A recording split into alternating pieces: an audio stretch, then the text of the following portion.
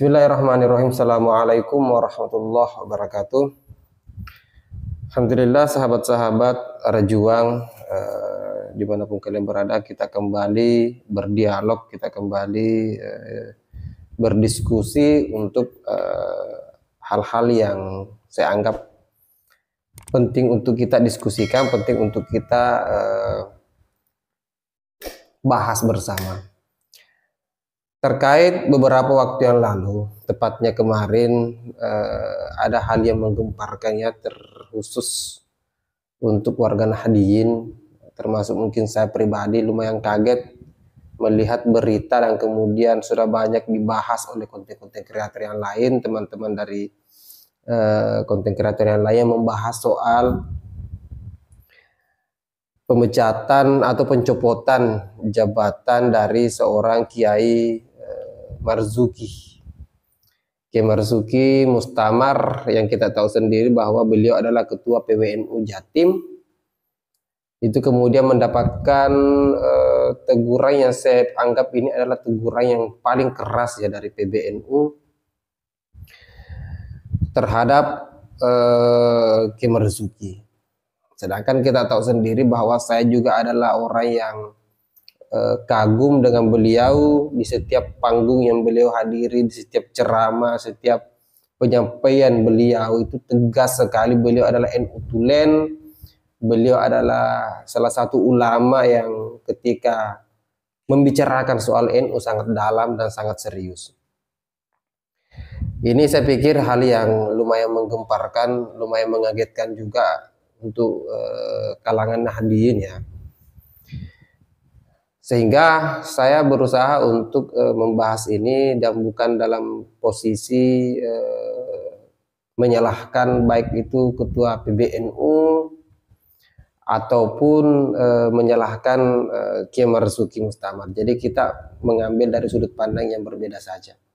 Sekalipun beberapa konten-konten kreator lain itu justru mengalamatkan kesalahan ini arahnya adalah memang Kiai Marzuki melanggar salah satu aturan-aturan kelembagaan. Nah, perlu mungkin kita clearkan bahwa setiap organisasi itu memiliki ADART atau aturan-aturan kelembagaan. Itu adalah regulasi yang kemudian mengatur setiap pengurus ataupun kepengurusan dalam tubuh organisasi itu, baik itu dari tingkat pusat sampai provinsi sampai cabang, bahkan sampai di ranting.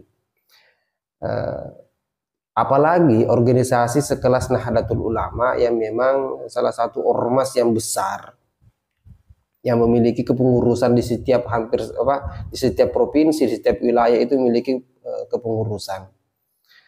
Tentu ada regulasi yang mengatur hal-hal tertentu yang kemudian ketika itu dilanggar, ketika itu tidak diikuti, maka pasti akan ada konsekuensinya. Termasuk konsekuensi yang paling berat adalah pencopotan itu. Nah, tapi perlu kita garis bawahi bahwa Kiai Marzuki ini dicopot dari jabatannya bukan sebagai kader Nahdliyin.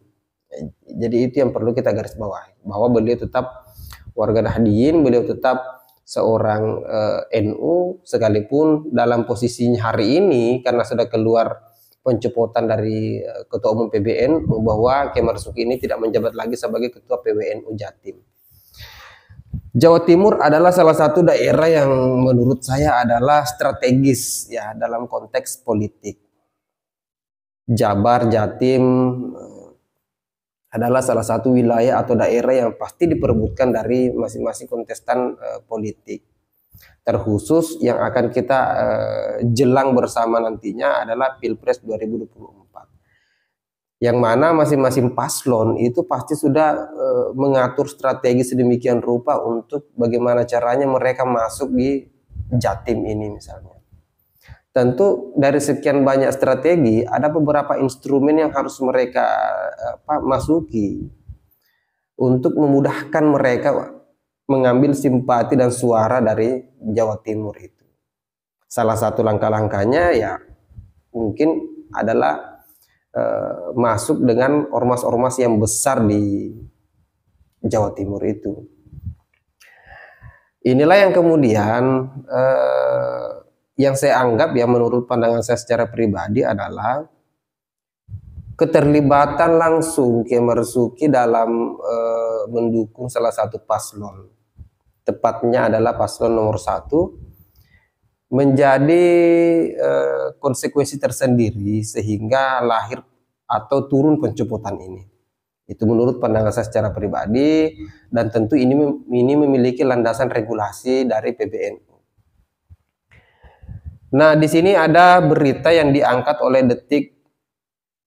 detik.com yang nantinya saya akan sertakan linknya di deskripsi jika sahabat-sahabat mungkin ingin membaca juga. Yang bunyinya adalah PBNU copot Kiai Haji Marzuki Mustamar dari Ketua PWNU Jatim. Jadi ini sudah rilis dari sejak kemarin ya, tepatnya 28 Desember 2023. Jadi masih sangat hangat sekali diperbincangkannya. Di sini ada keterangan pengurus besar Nahdlatul Ulama PBNU mencopot Kiai Haji Marzuki Mustamar, posisi Ketua PWNU Jawa Timur tidak lagi dijabat Kiai Haji Marzuki Mustamar. Kemudian keterangannya, ya Kiai Haji Marzuki Mustamar dicopot dari Ketua PWNU Jatim, kata Ketua PBNU Ahmad Fahrur Rozi atau Gus Fahrur saat dikonfirmasi. Beberapa pengurus harian ya di PBNU. Gus Fahrur tidak menjelaskan perihal alasan pencopotan Kiai Haji Marzuki. Dia hanya mengatakan saat ini posisi Ketua PWNU Jatim masih kosong. Jadi ada kekosongan kepengurusan atau kepemimpinan di Jawa Timur.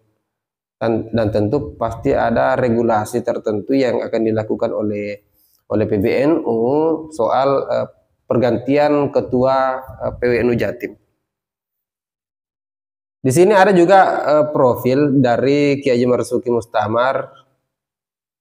Beliau lahir di Blitar 22 September 1966. Kemudian apalagi ya? Ada beberapa keterangan juga di sini yang arahnya adalah PBNU tidak memberikan pernyataan lengkap alasan kenapa Kiai Marzuki Mustamar itu pada akhirnya dicopot dari jabatannya sebagai Ketua PWNU. Nah, tentu ini berkaitan juga dengan beberapa waktu yang lalu, kalau saya tidak salah, ini juga masih hangat diperbincangkan soal pencopotan dari Nusron Wahid juga dicopot ya. Nah, tapi kalau saya harus berspekulasi tentang kondisi ini, terlepas dari saya tidak ingin menyalahkan Ketua PBNU, saya juga tidak ingin menyalahkan Kiai Marzuki Mustamar. Kalau saya harus berspekulasi, kondisi ini ada kaitannya atau keterkaitannya soal kondisi politik yang sampai hari ini itu semakin memanas. Di mana di beberapa kesempatan juga ada beberapa kelompok yang mengalamatkan bahwa di paslon nomor 1 itu mengklaim diri sebagai figur politik di Pilpres nantinya yang akan banyak merebut suara Nahdliyin. Nah, tentu ini gejolak ini tidak putus sampai di situ saja. Pada akhirnya Ketua PBNU itu menyangkal persoalan itu. Artinya apa? Berarti PBNU secara struktural itu tidak memberikan label kepada PBNU untuk mendukung salah satu paslon ya. Apakah itu nomor 1 atau 2 ataupun 3. Di sini juga saya punya cuplikan video, sahabat-sahabat sekalian. Mungkin kita akan dengarkan dulu bagaimana sih ketegasan seorang Kiai Marzuki berhadap-hadapan dengan kelompok-kelompok yang membenci NU, kelompok-kelompok yang tidak menyukai NU, kelompok-kelompok yang dianggap bahwa mereka ini, kelompok-kelompok ini adalah pembenci NU, tidak suka dengan NU, apalagi gerakan-gerakan Nahdliyin. Kita dengarkan dulu, setelah itu kita kembali berdiskusi.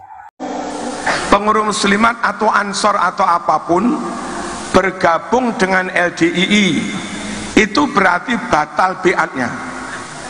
Bergabung dengan HTI batal baiatnya. bergabung dengan PKS batal baiatnya, bergabung dengan PAN batal baiatnya.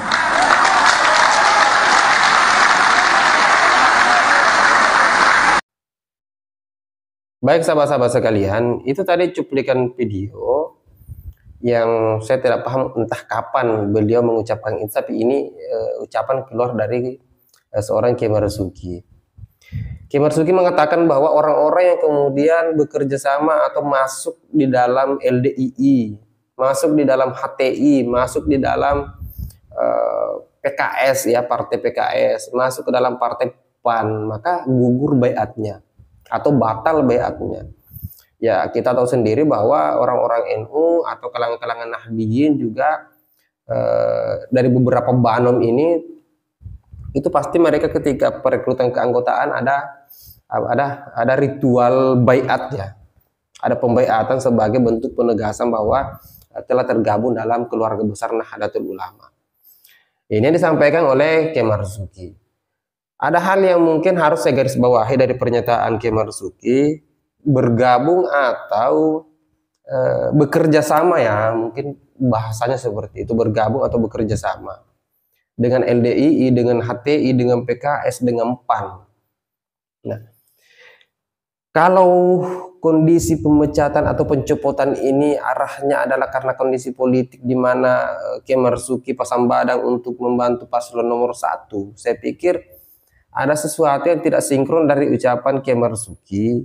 Ini tanpa mengurangi rasa hormat saya kepada Kiai Marzuki, bahwa beliau pernah mengatakan bahwa ketika kita bekerja sama atau bergabung kepada PKS maka gugur baiatnya. Sedangkan di paslon nomor 1 itu adalah salah satu paslon yang kemudian diusung oleh salah satu partai besar. Selain Nasdem, PKB, adalah PKS itu sendiri. Saya tidak paham apakah pernyataan ini pada akhirnya akan diklarifikasi oleh Kiai Marzuki, tapi beberapa waktu yang lalu memang ada video yang kemudian Kiai Marzuki mengatakan bahwa antara Nahdien dengan PKS itu adalah hubungan sesama anak bangsa dan lain sebagainya. Itu pernah diucapkan oleh beliau, kurang lebih kalimatnya seperti itu. Nah, itu adalah ucapan Kiai Marzuki. Di kesempatan yang lain, kita melihat bahwa kedekatan Kiai Marzuki kepada paslon nomor 1 mungkin ya salah satu alasannya adalah di sana ada salah satu kader terbaik Nahdlatul Ulama yang kemudian juga salah satu ketua umum partai PKB, Muhaimin Iskandar. Beliau adalah orang NU.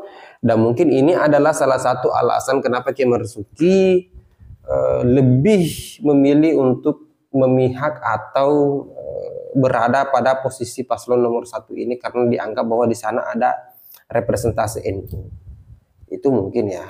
Dan itu tidak salah. Nah, di mana letak kekeliruannya kalau kita mau berpikir secara kelembagaan, secara formal kelembagaan? Yang fatal dalam keberpihakan itu adalah ketika seseorang ketua itu mengkampanyekan salah satu calon di hadapan umum, misalnya di hadapan pengurus, di hadapan jamaah ketika forum-forum tertentu. Saya pikir itu yang akan dianggap bahwa ini menciderai kelembagaan. Karena termasuk mungkin saya yang aktif di salah satu lembaga Banom NU, memang ada di dalam ADRT itu kita dilarang untuk aktif di partai politik itu, langsung pemecatan, langsung pencopotan. Ketika kita misalnya menjabat sebagai pengurus, itu tidak boleh aktif di dalam partai politik, itu aturan lembaga. Yang kedua adalah ketika kita harus berpolitik praktis atau terlibat dalam politik itu, maka kita tidak boleh mengkampanyekan atas nama lembaga. Tapi kalau pribadi tidak jadi soal. Jadi sepemahaman saya seperti itu.